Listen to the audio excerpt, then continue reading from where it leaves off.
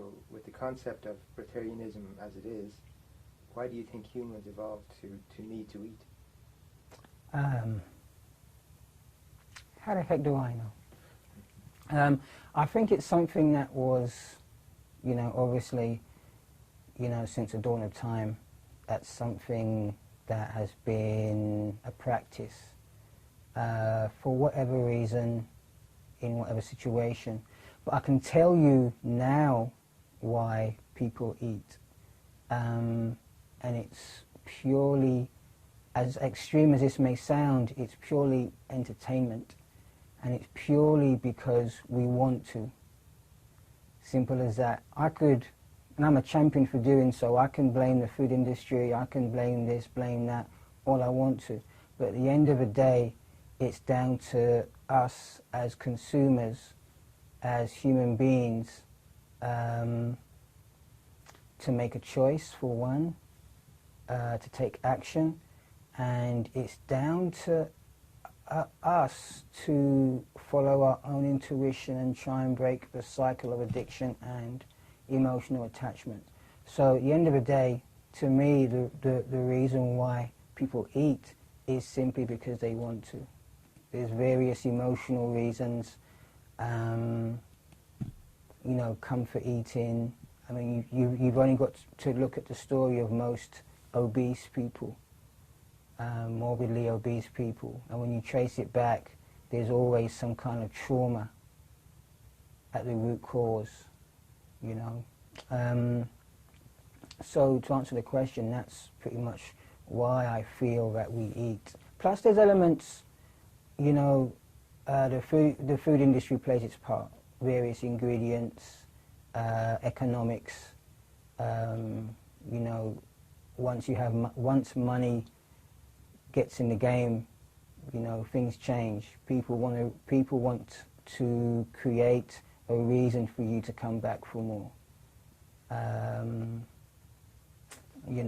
Making tempting cooked treats, putting in sugar, salt, and everything when there's really no reason to. So there's various things feeding, pardon the pun, feeding off each other to create a cycle.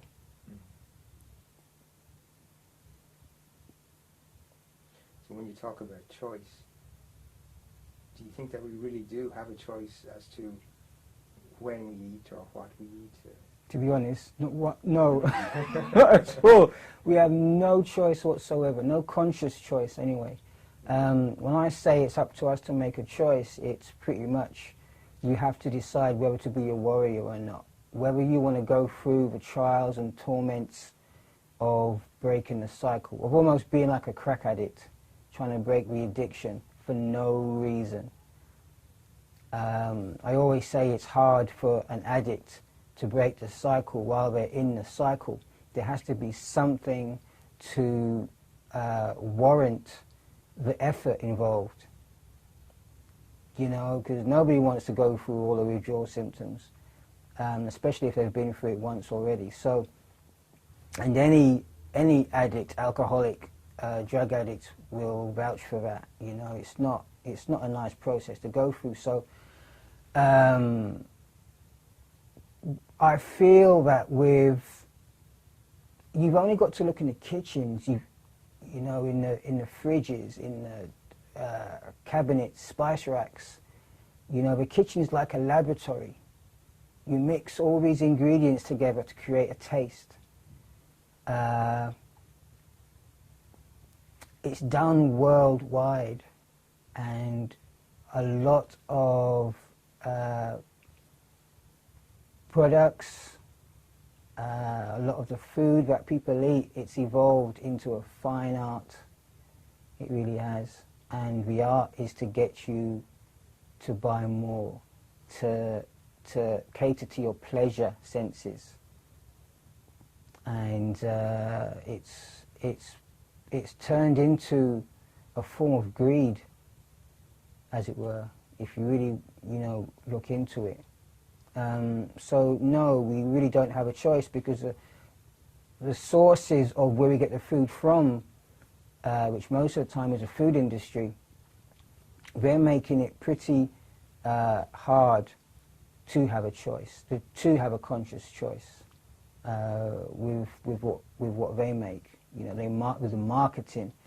You know, they market to children. They market to you know, with the blue ketchup, blue sodas, green sodas, all kinds of different ketchups and sodas. And you only to look at chips, crisps. It's one crisp, but it is hundreds of different flavors for the same crisp or chip if you're in America. Soy is the same thing.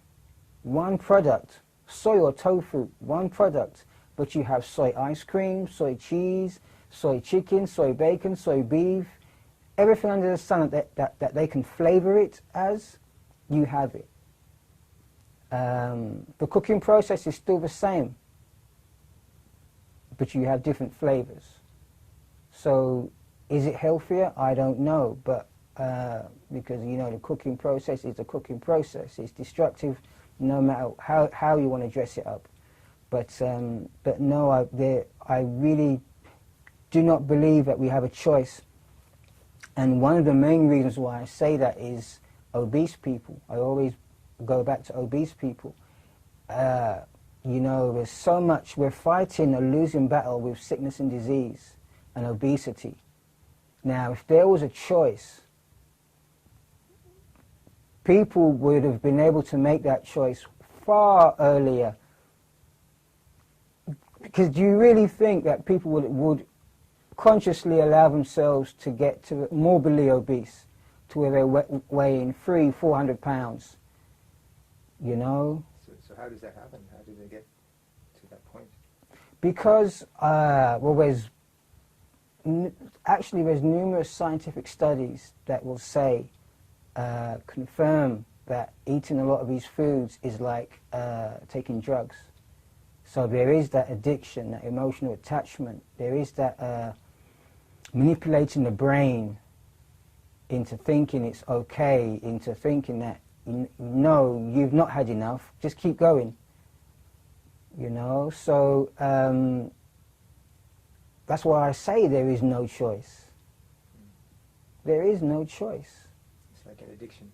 It's very much like, in my opinion, like an addiction, like an emotional attachment. Because it's from birth. Even before, when we was in our mother's womb, our mother ate cooked food.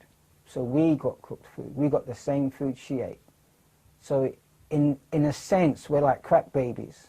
Mm-hmm. You know, where it's it's that deep. It is that deep. Mm-hmm. So yeah, to me, we have absolutely no choice. But what about the nutrition aspect? Like people say we need to eat because of nutrition. If it was nutrition, then again, these obese people would be the healthiest people on the planet. They'd be eating themselves healthy. They'd be able to leap tall buildings. In fact, they'd be, to coin a phrase, over healthy. They'd be superhuman. But they're not. They're fighting sickness and disease. They're fighting mental illness, a lot of them. And the root cause is some kind of trauma, and the developing destructive effects of the food they're eating in the amounts that they're eating it in. Maybe not, you know, huge amounts in one sitting, but the quantity over a period of time of what they're eating. We're not taught to be conscious of what we're putting into our bodies. Because it's, for me, doing what I do, being a breatharian, Inedia, it's clear that there's cause and effect. And we're not taught to realize or pay attention to our body's signals when cause and effect comes into play. We're taught that what we do is we go to the doctor and we get some pills, and the pills sort it out so we can continue to eat the things that are causing us distress in the first place. So while we're taking these pills, Our bodies, it's like an endless fight, to and fro, a tug of war. So really, if food was here for nutrition, obese people, just one example, would be superhuman. Absolutely superhuman, tip-top, the healthiest people on the face of the earth. When instead it's the reverse. So would you say that food isn't all it's cracked up to be? Heck no, it's not. Because, you know, we're taught, I remember when I was a kid, we were taught that, you know, milk, meat, you had to eat those things and drink those things to be healthy and strong. You had the posters, you had the propaganda, you had the promotion of all of these things. You had to eat a certain amount of meals a day to be fit and healthy, fit and strong. You know, you had the picture of the muscle man, you know, associated with meat. And even now, the way they market burgers, you know, it's the whole manly thing. You're not a man unless you can eat burgers, unless you can eat meat. And if you don't eat meat, then you're not a man. You're not a real man. So we've been told all these things. And like I say, we're fighting a losing battle. After all these years of existence, of eating these foods, look at the state of the human society, hospitals, big pharmacy doing big business of our sickness and disease. You know, they're relying on us being sick for their business. Can you imagine that? And it's like when you take your car to a garage, and you hear these stories about when you take your car to a garage, they might fix what's wrong with it, but they'll make sure that they leave something else wrong with it, so you come back to the garage again. That's kind of like what our society and the use of food. You know, you eat, you get sick, you rely on the doctor, big pharmacy, pills, to get you well again, or to mask the symptom, and then you're off again. So you can eat, and the cycle until the body says, you know what, I'm just done, worn out, see ya, I'm out of here. And some organ goes, your liver goes, your kidneys go, something goes. And then, you know, you have to have that taken out. And then we call that aging process. It's just what happens. You know, you live, you eat, you drink, you party hard, you die. You know, in between that you get old, you have to have all your organs taken out, and that's it. Walking stick, bus pass, and that's it, you die eventually. And that's our life. So, you know, I feel that that's pretty much what our expectations are of life in our society these days. Okay. So with the food that we're eating, if it's not for nutrition, then what is it for? Why are we eating it? Entertainment. I remember when I used to eat, I used to eat blindly. I didn't even put any thought into it at all. I just felt, you know, I wanted to eat, so I'm going to eat. I want this, so I'm going to eat that. Cool, you know.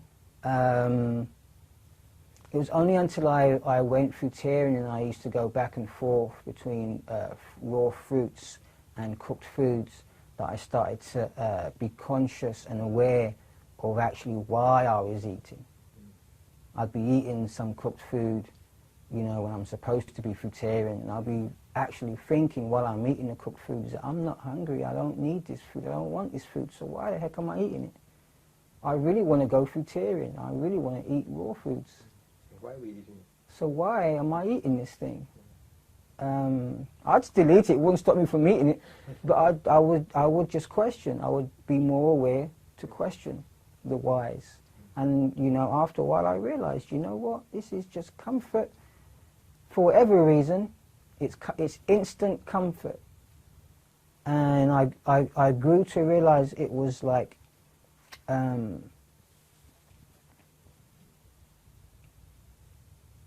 I was sacrificing instant comfort for long-term health. And it was almost like I was so addicted and so attached to this instant comfort that I would sacrifice my long-term health. My long-term health, you know, wasn't even a contest. It was like, long-term health, see ya, I'm going to get into this.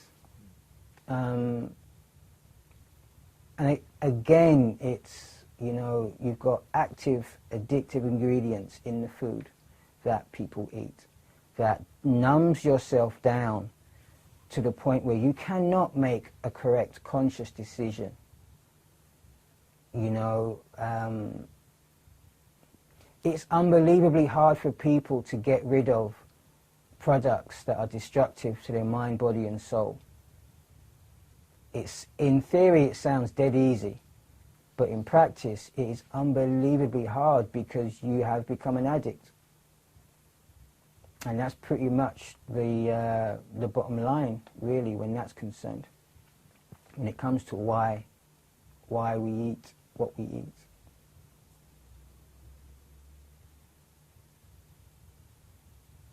Do you think there is an ulterior motive behind the promotion of food? On occasion, yes. On occasion, yes. I mean, you can... I don't think it was how it was originally. I don't think the original plan is to have an ulterior motive, like some conspiracy theorists might say, you know, the plan is to wipe out the population, a certain amount of population, yada, yada, yada, yada, yada. Mm-hmm. I don't think that was the original plan. I think, you know, with this food thing, it is such a sensitive and difficult subject because you have so many elements. Like, for instance, you have a family environment, you know, and I've got a daughter, and I know, even when I was a fruitarian, when I used to take care of my daughter, I used to want to give my daughter food. It was part of my, I want to say instinct, whether it's a fake instinct or just an emotional attachment that I was enforcing on my daughter, but I wanted to give her food. It was part of the love. It was part of my duty as a father to take care of my daughter in that way, to give her food, you know. And in another sense, you have the person in the store, in the shop, trying to make a living, trying to sell you food. And like I say, if you want people, if you want to sell something, you have to have a reason for people to come back. I once heard a really interesting story years ago of a Chinese restaurant, and I think it was in China, and they had a really successful soup. Really successful soup. They had people literally queuing around the block, outside the store and around the block for this soup. And it was like, well, why is this soup so popular? This is incredible. It's incredible soup. And of course, nobody thought. They all just thought, because it tastes great, it tastes good. Turns out the owners or the chefs were putting crack in the soup. No way. So that's why they had the demand, people queuing out of the restaurant. So you have to have people, you know, coming back for more. You have to almost guarantee that people will come back for more. So you have that element. And of course you have the conspiracy theorist element, which is perfect. I mean, they're finding all kinds of antidepressants and drugs, pharmaceutical drugs in the water supply. So, you know, what, heaven knows what people are eating, people are drinking, for what reason. But at the end of the day, the universal effect is destruction to the mind, body and soul, period. That is a universal effect. Whether it's vegan, whether it's vegetarian, whether it's uncooked, it's the cooking process, the refining and the processing of man-made foods that is destroying the mind, body and soul. It's totally numbing and desensitizing us as human beings, as divine human beings. My belief is, one of my beliefs, and it's getting a bit conspiracy theorist here, but is that maybe that food has evolved, or the purpose of food has evolved into getting us as divine human beings to forget who we actually were, where we came from. Maybe it was the plan all along, was to introduce some kind of desensitizer, some kind of numbing down tool, so that we would forget who we actually are as divine human beings, as gods. That's my, one of my theories, possibilities, in terms of agendas and what have you. Because I know, it's like getting on a roller coaster. Once you're on the roller coaster, that's it. And to me, eating cooked, man-made foods is like getting on a roller coaster. There's no stopping halfway through and saying, I've got to get off. It's the ride, Can you tell us a little bit more about what eating was like for you? Wow, it was emotional. Very much comfort eating. And it's like, for me, personally, I can remember it wasn't even the taste, because, after a while the taste would wear off. The taste would wear off, and I would go on to stronger tasting things. Just to get that sense of stimulation or satisfaction. And you can only go so far with that. And like I say, when I went Breatharian and I was going back and forth with the cooked food, like I say, it used to pass the point where it was taste. It was like there was just a trigger. There was just a trigger in my head that said, eat something cooked, eat something. It was like my brain was saying, you know what, okay, you've had your fun. I've let you go without my drug for so long. Now it's time you feed me. And I just found myself a lot of time just mindlessly filling my mouth up with mush, cooked mush, which is basically all it. When you've chewed it up in your mouth, and it's just, you're all chewed up, mixed up with your saliva, drink, eat, drink. It's just mush at the end of the day. And it's like, when you eat, that taste is only valid for like 5 seconds until it's mush. And then you swallow it, and then after you've swallowed it, all you've got now is just mass, just waste. Toxic waste at that. That's just going to rot and get acidic inside you. So, for me, it was just mindless eating.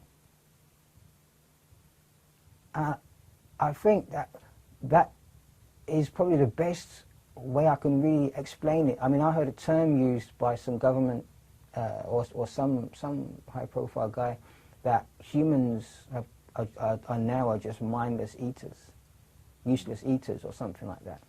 And it sounds cruel, extremely heartless and cruel to come from somebody, but I can actually relate, because that's how I was. Just mindless.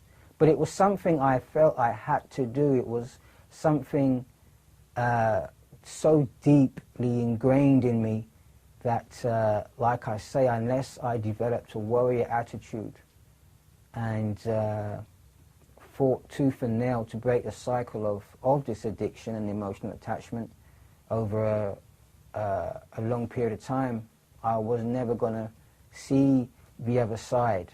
I was never actually going to see the truth. And when you do see the truth, it's not a pretty sight, because you see things for what they really are. And it's it's an addiction, an emotional attachment. It's not nutrition, it's not health, it's addiction. So then it sounds like food is a drug. Exactly. Exactly. That's how it's being used. You look at how everything in our society revolves around food. It does. It's a recreational drug. To me, it's no different from smoking weed. It's no different from cocaine. It's no different from alcohol. Because you look at most of those things, I don't know about weed, I'm sure weed must affect you in some way, shape or form. But they're all destructive. It's funny, whatever we put in our bodies is destructive in some way, shape or form. If not instantly, over a period of time. And that's my take on it. You shouldn't. It's just food. You shouldn't kill over food. You shouldn't riot over food. You shouldn't reach a point where you would steal to buy food, or steal food. You would do wrong things for food. It should never be like that, but it is. And you would do the same things for drugs, like a crack addict, like a heroin addict. So if it's really like a drug, but we don't really need food, then why do people starve? Because I can't speak for everybody, but I can probably speak more for people that have attempted to go breatharian. They don't have a practice. They're talked into believing that you can break a cycle that was in place before you was even born in either instantly or within 21 days. That's one set of people. Now you have people in these famine-stricken countries, and it's pretty much the same thing. They're given food intermittently. It's not the best quality food either, but they're given food intermittently.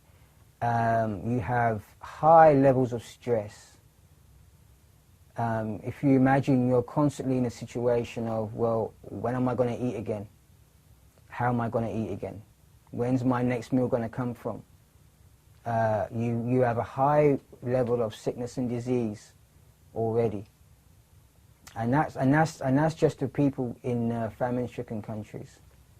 And like I've always said, starvation to me is a mindset, and it's timing. It's timing. I mean, if you suddenly stopped eating and drinking, you're going to have problems. You're going to have symptoms like of what we call starvation. And to me, that's pretty much the cause of the whole starvation thing. And it's like the people that have eating disorders and anorexia, stuff like that. It's a mindset. It's a mental illness. Whether it's something that they had before or afterwards, it's neither here nor there. But it's pretty much the bottom line. So starvation is like a mental illness, is it? It's a mindset. Yeah. It's I guess again with food, it can be many things because there's so many elements. You can try to connect the dots as much as you like, but there are so many elements to try and connect those dots with, because people, they do different things for different reasons. It's a very emotional thing when it comes to food. It's a very mental thing. Like I say, I used to eat mindlessly. Mindlessly. Even now I'm amazed, and I see it every day, just mindless eating. People see food, got to eat it. You see food and you taste it even before you get it on your plate. That's how deep it is. You envision the pleasure. It's a mind thing. You envision the pleasure even before it's on your plate You just got to look at it. And sometimes you don't even have to look at it. It doesn't even have to be there. You can just think of it. Oh, yeah. And your mouth starts wetting up, you know.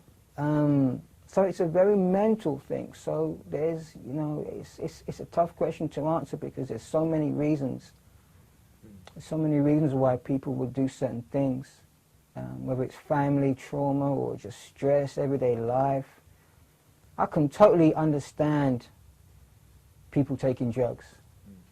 I can totally understand because, you know, this life and the way society's structured will just drive you crazy without it. Without some form of release, without something. You know, it's hard for me some days to, you know, be able to face life in this society with no form of... I have my music, you know, I have, geez. You see, I mean, you take food out of the equation and what do you have to medicate yourself with? I have, like I say, I have music, and that straight away on the top of my head has always been a big one for me. I have my training, fitness. I try to do that as much as I can. You know, and it's just looking at beautiful things. I try to look at as much beautiful things. I try to experience as many beautiful things as possible. And even then, it's really...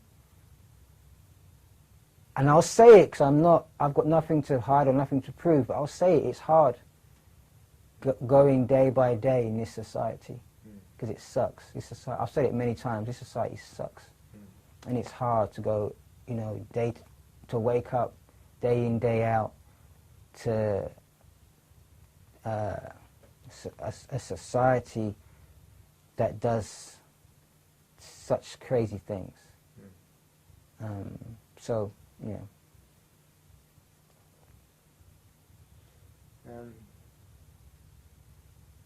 are people who say that you are what you eat. Do you believe that? I used to believe that. In some sense it's true, but then you think about it this way, if you think about it this way, if you are what you eat, I would have to eat humans to survive. I would have to eat, for me to be able to cut myself and heal, I would have to eat humans. I would have to eat human skin, I would have to eat eyeballs, I would have to eat human hair, I would have to eat lips, I would have to eat all kinds of stuff. I would have to got to keep this clean, right? Keep this video clean. But anyway, I would have to eat all kinds of stuff. Like if I ate bread, I don't suddenly become a loaf of bread, you know. So in that sense, I don't really believe the you are what you eat thing anymore. So I guess this goes back to the whole nutrition question, you know, because the body, when you eat a pizza, the body doesn't know anything about nutrition when you eat a pizza. When you eat a pizza, it's because you wanted to experience the taste, the texture, the medication, the self-medication of that pizza. That's why you ate that pizza. It wasn't because the body intuitively said, I need nutrition, I need a pizza, get me a pizza. It wasn't, I need a glass of milk, I need the nutrition in a glass of milk, so I need a glass of milk. Because to me that's ridiculous, because you have to look at what the cooking process has left you with. In terms, if there is such nutrition in this food, then you have to look at what the cooking process has left you with. For all you know, the cooking process may have wiped out any and all nutrition that was ever even in that food. And then you have to ask yourself, okay, well, am I in a condition to even use or process that nutrition? And how is that nutrition being used and processed? Because to me, I always say that the body functions in spite of food, not because of it. If I eat a loaf of bread, I don't suddenly start growing bread here or pizza here. I just don't do it. I grow here. If my nails grow, but I don't grow pizza nails or bread nails. My nails grow. You know, if I cut my hand, blood comes out. Milk doesn't come out. Or pizza juice, oil, you know, blood comes out. So it's like I always say, the body functions in spite of food, not because of it. And that's something I strongly believe in. So what happens to the body when we eat food? It gets all messed up. When we eat cooked food, cooked and processed foods, the body sends out its white blood cells, its army, to defend itself against this invader. So that alone should be an indication as to what happens to the body. The body sees it as a danger. The body sees it as a danger. The body doesn't say, great, good stuff. That's the mind. Our addicted mind. The body, actually functioning body, says, oh no, we can't handle that. And it sees it as a danger and it sends the white blood cells to battle it. Doesn't stand a chance. But the point is that the body sees it as a danger. You know, where the cooked food dehydrates the body dramatically. It drains, basically, without going into all the scientific stuff, which I don't know of anyway, but without going into any of the long scientific stuff, basically it drains the body of its resources. It's like if you keep taking money out of your bank, pretty soon you won't have any money in your bank account. So that's pretty much what cooked processed foods does for you. It doesn't give you any, it doesn't put money in your bank account.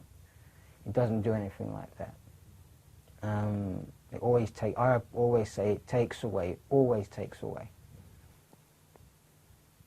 And that's how we're left with sickness and disease. We just end up wearing ourselves down, you know, draining our money from our account. So with all this sickness and disease, why do we still eat? Why do we still do it? Because we're addicted, old boy.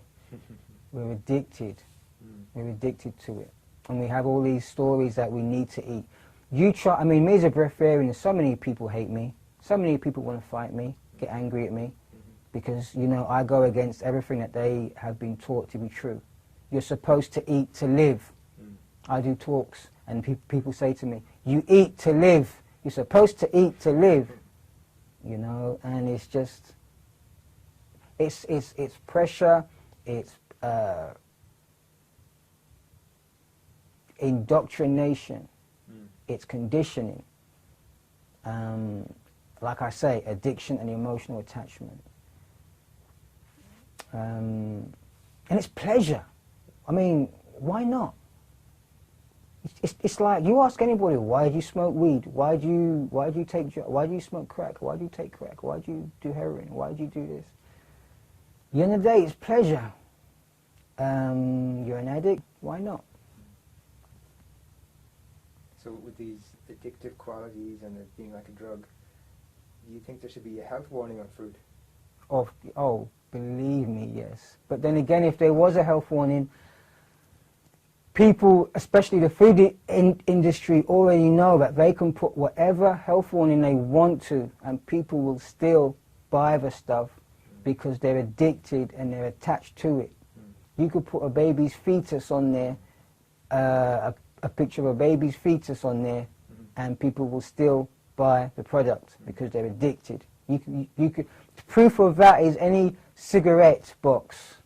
They'll show you, blatantly show you, lungs, 2 sets of lungs. Cancer lungs, healthy lung. And it says, smoking will can cause harm to you and others. And they have two pictures, cancer-ridden lung and a healthy lung. Basically saying that if you smoke these, this will be your lung, the cancer-ridden lung. You need to stay with the healthy lung. But if you smoke these cigarettes, this is what you're going to get. So they'll blatantly tell you and show you what you're going to get. But people still buy the suckers. So that tells you straight away. You know, it doesn't matter what they do. If you're addicted and attached to it, you're going to feel like you need it. And you're going to buy it, regardless of what health warning, regardless of what they state. They have smoking kills on cigarettes. People still buy it. They have smoking will cause harm to others and you. People still buy it. So people don't care if children inhale their smoke. Old people inhale their smoke. They don't care. They will still buy these products because they're addicted and emotionally attached. Period. I don't care what anybody says, because that is the bottom line. If it wasn't, then people would quit. Because who wants to put children in danger? Who wants to put elderly people in danger? And most importantly, who wants to put themselves in danger? I've seen people, I've known people riddled with cancer get the choice. You either save yourself and stop smoking or stop drinking, or you succumb to this cancer and die. I'll keep on doing what I'm doing. You know, I've seen it.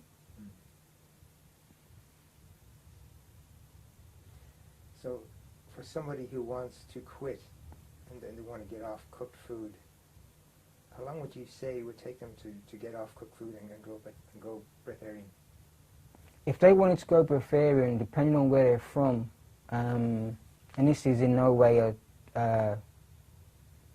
me teaching anything, but really it's a lifelong practice.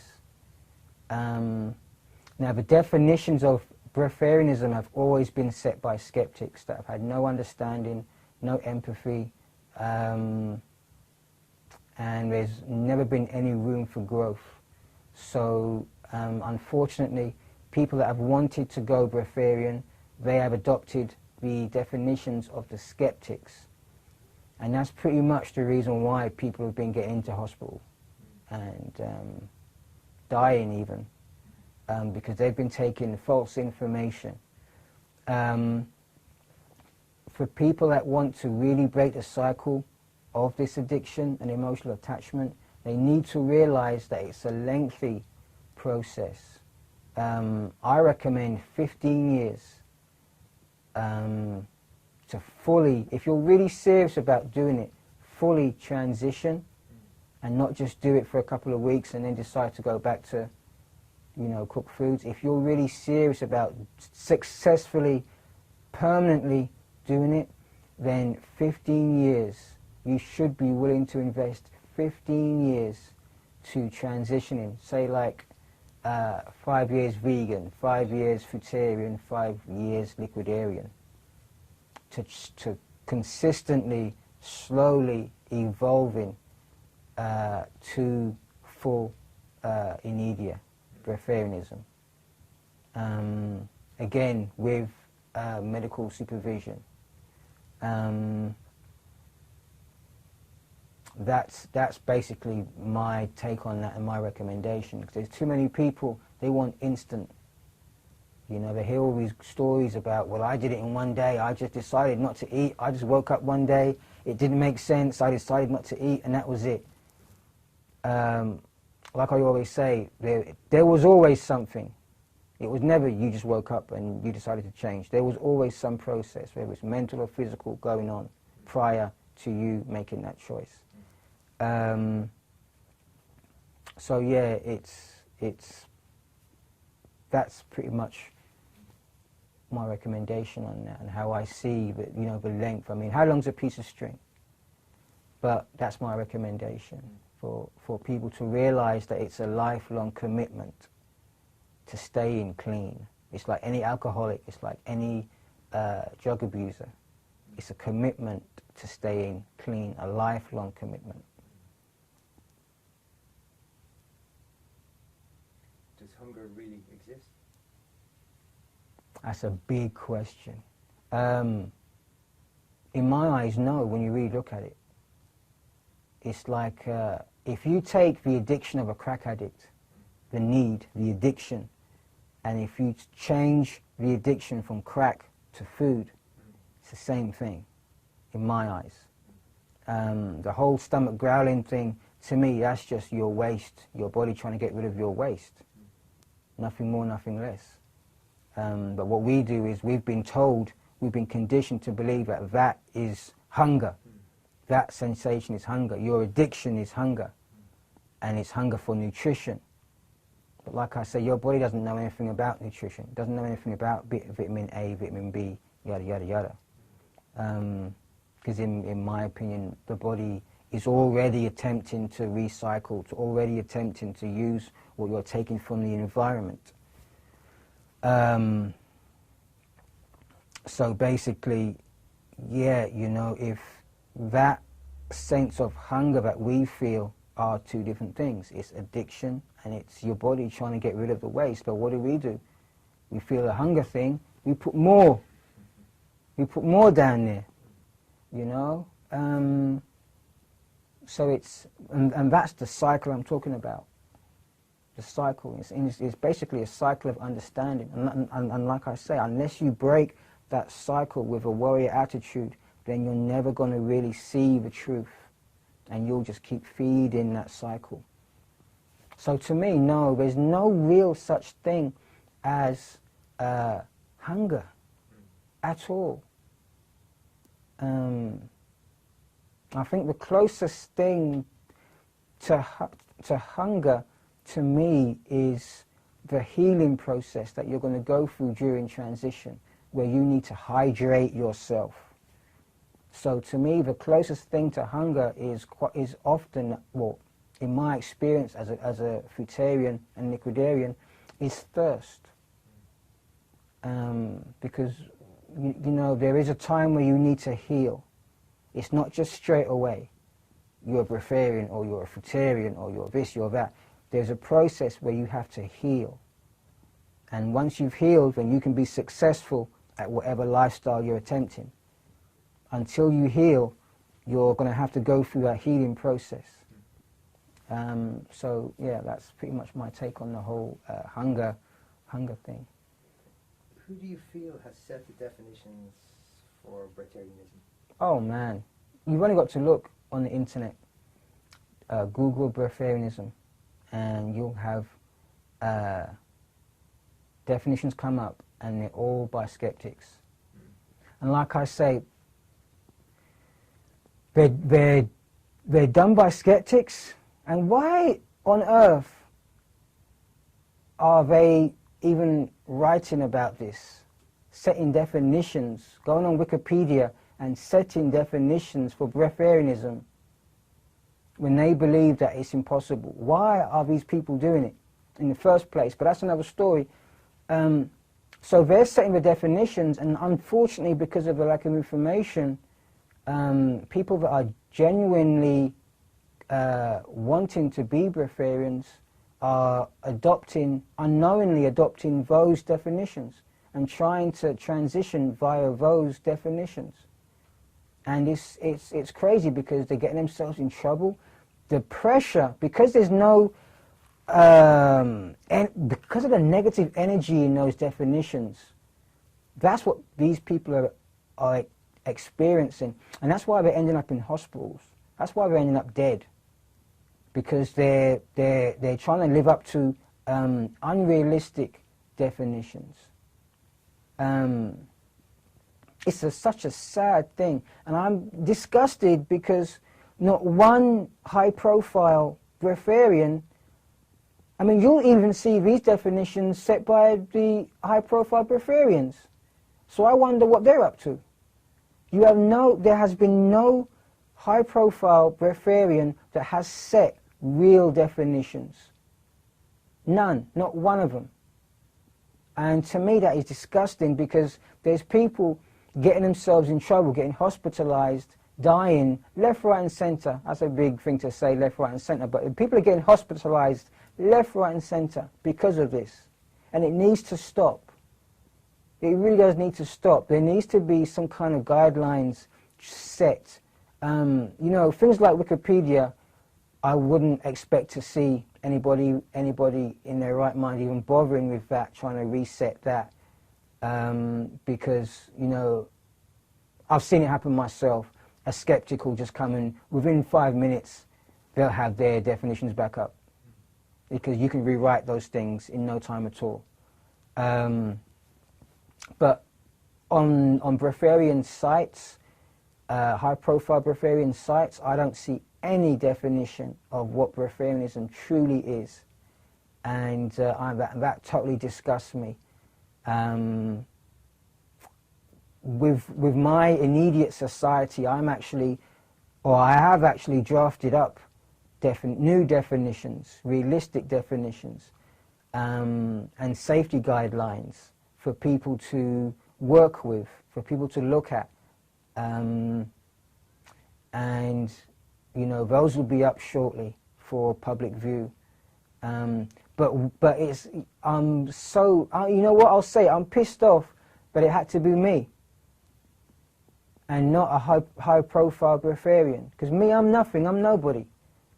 So it shouldn't be me. It should be these high-profile Breatharians that are selling the books, that are making the money, that have got the public's attention, not me. Because I have to work 6 times harder because nobody knows me, nobody wants to know me. Who am I? So you know, it's just more work for me. But yeah, it's the skeptics. They are the ones that have made up these definitions for people to follow. Whether it was their intention for people to follow, or whether they felt they were doing the world a service by telling people what Breatharianism is, or their opinion of what Breatharianism is. But unfortunately, it's meant that, you know, people have taken those definitions to heart, and they've ended up harmed. So there needs to be more accountability. Oh, heck yeah. Yes. So much more accountability. It's gone are the days now where it's just like, you know, behind closed doors, homemade, do-it-yourself Breatharianism.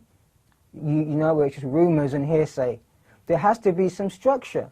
You go to Alcoholics Anonymous, they have a 12 steps program. You go to any drug rehabilitation center, they have steps in place. They have structure. The same thing needs to be done with people that want to fast, whether it be spiritual reasons, whether it be temporary, because there's no rule book, there's nothing in the rules that say Breatharianism has to be forever. That's a skeptic thing. That's a skeptic definition right there. That it has to be forever. You never eat or drink again. There's nothing in any rule books that say that. So for whatever reason, you know, there needs to be some kind of safety guidelines. And like I said, I've already drafted up safety guidelines, new definitions, and they'll be available shortly for people to see. What do you say to someone who asks you, how long do you think it takes to go Breatharian? 15 years. I'm recommending 15 years. No more. No, none of this 3-week stuff. Yeah. To me, it takes 3 weeks to get an understanding of the fact that it's a long-term commitment. You know, you're not going to... If you want to do it permanently, if you want to stop messing around, none of this going back and forth, temporary, you know, back and forth, getting eating disorders, developing a mental illness, getting crap from society, you know, because they can see you going back and forth, they can see you in a state, they can see you looking terrible, and you don't know, you haven't got a clue what you're doing, you haven't got no comeback for them, you know. If you want to do a permanent transition. It's got to be slow, and it's got to be gradual, and it's got to be an evolution if you want to be successful. So I'm recommending 15, at least 15 years. How long did it take you? It took me 16. I would like to actually say it took me all my life to get to this point. But from the time I was Breatharian to now, it's roughly 16 years. And, you know, I'm not saying it based on my own experience either. The 15-year thing is actually something I've read before, and it strongly resonated with me, because the body has to have time to adjust mentally and physically. It's not going to do that within 3 weeks. It's not going to adjust and adapt in 3 weeks, and that's it. You're a successful breatharian, you've graduated, and that's it. You're a breatharian forevermore. It's not working like that for most people. I won't say all because I don't know all, but for most people it's definitely not working that way. Because it may work that way for you once you're in the company of your guru, you know, once you're all emotionally involved and invested in the guru and what the guru's saying. But as soon as you get back to your own life, your own, the fridge, the cupboard, stress, the children, the husband, the wife, relatives, you know, society, that crap, the crap that society brings, everything falls apart. So it's got to be a gradual and slow process. So how can somebody even begin to transition if it's going to take 15 years? Slowly. Slowly, yeah. People just need to get it in their heads. People need to get it in their heads. It's not a quick fix. It's not, it's a lifetime commitment, period. People need to stop looking for the quick fix. They need to stop looking for the gurus, looking for people to give them that quick fix. They need to be prepared to put the work in themselves, because that's the way they're going to learn. That's the way they're going to develop their own truth, is if they put the work in themselves. People can look at me, look at my history. I mean, I'll look at my videos on YouTube, and you can see my history. I've had to work and put the work in myself over years. I will tell you here and now, I messed up so many times. I quit and I went back and forth. I quit. There ain't nothing special about me, you know. So people need to get it in their heads. It's a lifelong commitment. And I learned so many things from messing up. I learned my trade from messing up. I'm so glad I messed up. So yeah, people really do need to get it into their heads that it's a lifelong commitment. You know, like I say, depending on where you're starting from, maybe 5 years vegan, maybe 5 years fruitarian, and then 5 years liquidarian, and then and reevaluate after that. And you'll see it's so much more safer. There's not as much pressure. You know, you've got to allow yourself these mess ups. You don't learn anything by being perfect straight away. Nothing whatsoever. Everything I've learned wasn't learned because I knew how to do it already. It was learned because I messed up. I had to learn. I had to figure things out.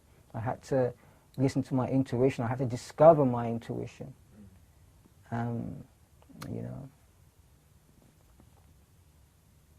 What would you say to aspiring breatharians that want to learn more about this? I would say to go to my website, which is my YouTube channel, inediatesociety.com. And because I don't talk to people, it's one of my things now. It's one of my safety guidelines now. I don't talk to people unless I know that they're seeking medical attention, medical help, unless I can contact their medical help, if they can give me a reference. Otherwise, I'm not contacting people. or communicating with people. Because like I've always said, there's a lot of crazy people around. There's a lot of do-it-yourself breatharians. You know, so no more of that. They've always scared me. So no more of that. Like I say, so it's about time we put some structure into this thing. Put some accountability onto these people. They're not just going to contact me and expect me to spoon feed them information. So yeah, if you're not prepared to do all that, then you can just watch my videos. And probably if you're not prepared to do all that, then you're not going to be willing to watch my boring videos, because my videos are like about 3 hours long each one, so it takes some commitment.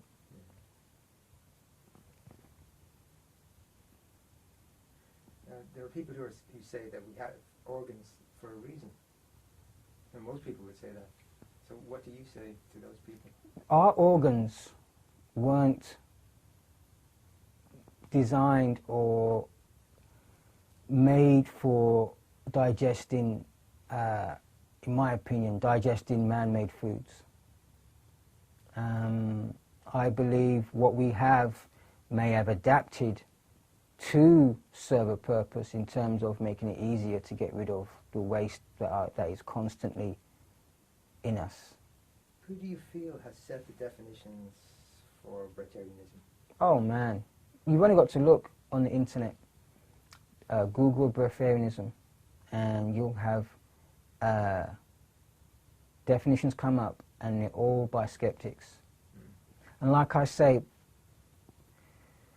they're done by skeptics, and why on earth are they even writing about this, setting definitions, going on Wikipedia and setting definitions for Breatharianism when they believe that it's impossible? Why are these people doing it in the first place? But that's another story.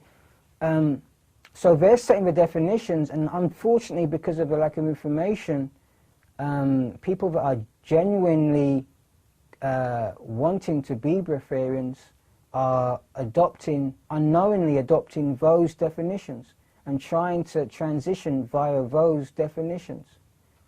And it's crazy, because they're getting themselves in trouble.